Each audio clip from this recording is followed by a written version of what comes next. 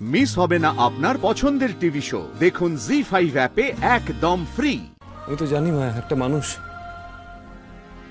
না খেলে তার শরীরে ঠিক কি কি হতে পারে। তুমি জানো মা, একটা মানুষ ঠিক কতক্ষণ না খেয়ে থাকতে পারে। আরে আপনি কি মাথা খারাপ হয়ে গেছে? আমি গিয়ে ক্ষমা চাইবো ওই ধানসিঁড়ির কাছে? একটা পুঁচকে মেয়ে।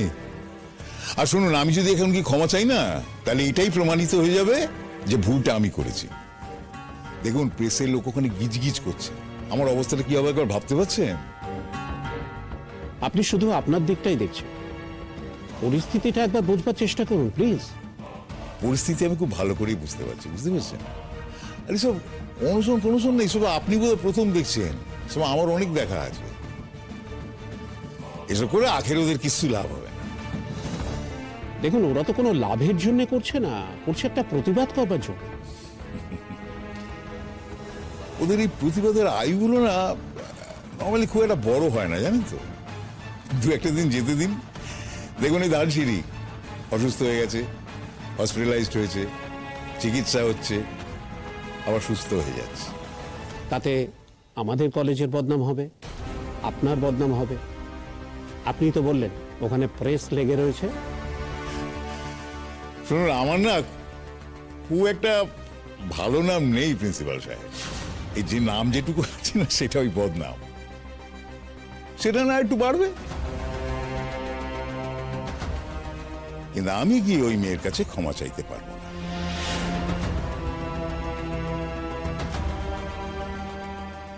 ইগনোর ইগনোর ইগনোর, এত গুরুত্ব দেবে না ব্যাপারটাকে। নাটক করছে সব, নাটক নাটক। আপনিও না হয় একটু নাটকই করলেন। না, সেটা আমি করতে পারবো না, কখনোই নয়। কারণ আমার না আত্মসম্মান বলে একটা জিনিস আছে, সেটা তো আমি খোয়াতে পারবো না। সেটা কি অল্প বয়সী কতগুলো ছেলে মেয়ের প্রাণের থেকেও বেশি?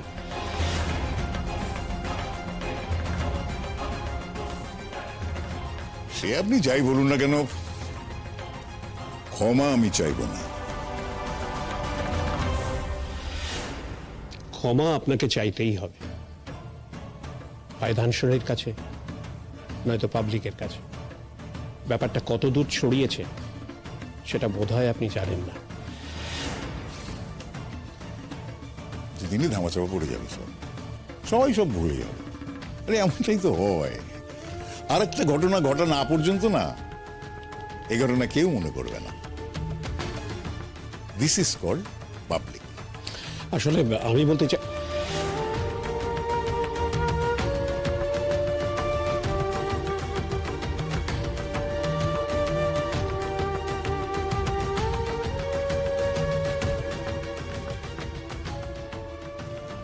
আমি তোকে বারবার করে বলেছিলাম, আমাকে জিজ্ঞেস না করে কোন কাজ করবি না।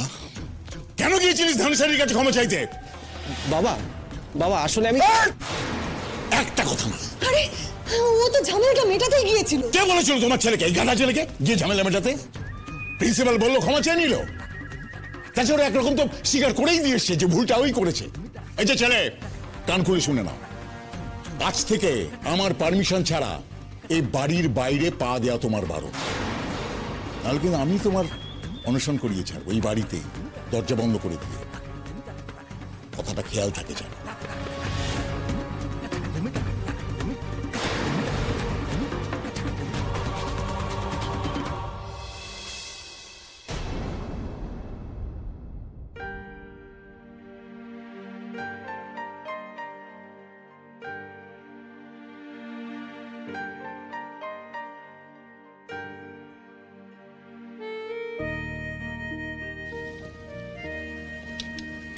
রোদ,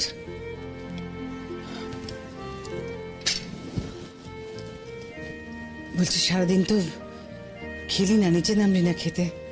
খাবারটা নিয়ে এসছি, খেয়ে নিতে বাবা। ওঠ। আমার খিদে নেই মা।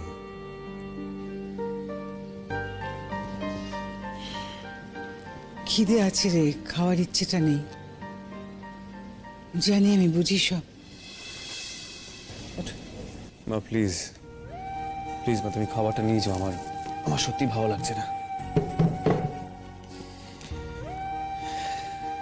বলছি, তুইও কি অনশন শুরু করলি? অতটা মনের জোর বোধহয় আমার নেই মা। তাও এইভাবে যতটা সম্ভব ওর পাশে দাঁড়ানো যায়, এটাই বোধহয় আমার প্রায়শ্চিত্ত। জানো তো মা, আমার না খালি বারবার মনে হচ্ছে আমি কেন সেদিন ওকে অবিশ্বাস করলাম। সেদিন যদি ওর পাশে দাঁড়াতাম তাহলে হয়তো আজকে ও আমার কথা শুনতো না। রোদ, দেখ, প্রায়শ্চিত্ত যদি করতেও হয় তাহলে তো আগে তোকে বাঁচতে হবে, তাই না? আর তুই যদি ময়নার পাশে দাঁড়াতেও চাস, না খেয়ে তো সেটা হবে না, তাহলে তোকে আগে খেতে হবে। না খেয়ে থাকলে এরপর তোর পাশে দাঁড়াতে পারবি না বাবা। ঠিক বলেছো মা, সেই জন্যই হয়তো আমাকে খাবারটা গিলতে হবে, ময়নার পাশে দাঁড়াতে হবে। তো আচ্ছা মা, ময়না এভাবে কিছু না খেয়ে কি করে আছে বলো তো? আমি তো জানি মা, একটা মানুষ না খেলে তার শরীরে ঠিক কি কি হতে পারে। তুমি জানো মা, একটা মানুষ ঠিক কতক্ষণ না খেয়ে থাকতে পারে?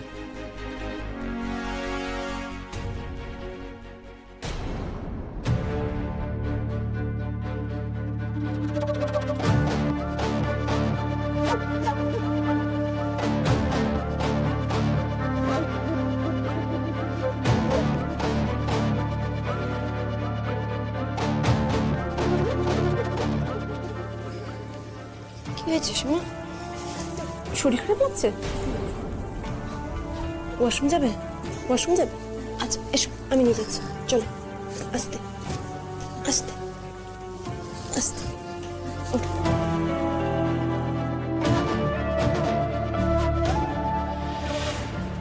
সীমা, সীমা, সীমা, সীমা,